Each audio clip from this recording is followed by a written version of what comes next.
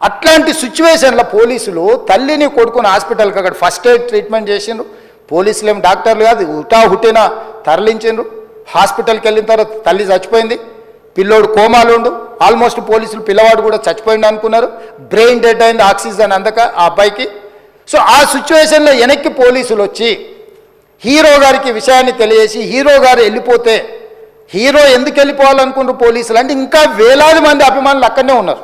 Hero గారు థియేటర్లో కూర్చొని ఉండడం వల్ల, సినీ ప్రముఖులు ఉండడం వల్ల ఈ బయట జమైన వేలాది మంది అభిమానులు అక్కడి నుంచి పోకుండా అక్కడనే ఉండడంగా థియేటర్ లోపల కూడా బాల్కనీలో, టాప్ బాల్కనీలో హీరో కూర్చుంటే కింద నేల కింది నుంచి పై వరకు వెనక్కి తొక్కుట పైకెక్కి హీరో చేతులు కలపాలని కోతులు ఎగబడ్డట్టు, కోట మీదకి కోతులు ఎగబడ్డట్టు ఉల్టా పైకి తొక్కిసలాట జరిగింది అధ్యక్ష.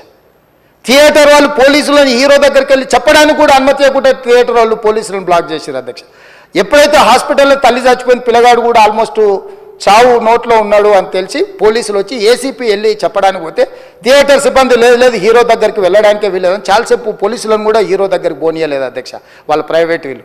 చివరికి ఏసీపీ కోపం వచ్చేసి మిమ్మల్ని అందరిని తీసి లోపల వేయాల్సి వస్తుందని చెప్పిపోయి హీరోకు ఏసీపీ క్లియర్గా ఇద్దరు చనిపోయినరు, మీరు ఇక్కడ కూర్చుంటే థియేటర్లోనగా థియేటర్ బయట ఉన్న వేలాది మంది ఈ సినీ అభిమానులను మేము కంట్రోల్ చేయలేకపోతున్నాం, ల్యాండ్ ఆర్డరు శాంతి భద్రతలు చేయి దాటిపోయినాయి, మేము లాఠీ చార్జ్ చేయాల్సిన పరిస్థితి ఉంది, మీరు దయచేసి వెళ్ళిపోండి, వచ్చిండ్రు చూసిన కదా వెళ్ళిపోండి అంటే, లేదు నేను సినిమా అయిపోయే వరకు ఇట్లే కూర్చుంటానని పోలీసులతో చెప్పిండని సిటీ కమిషనర్ నాకు చెప్పడం జరిగింది.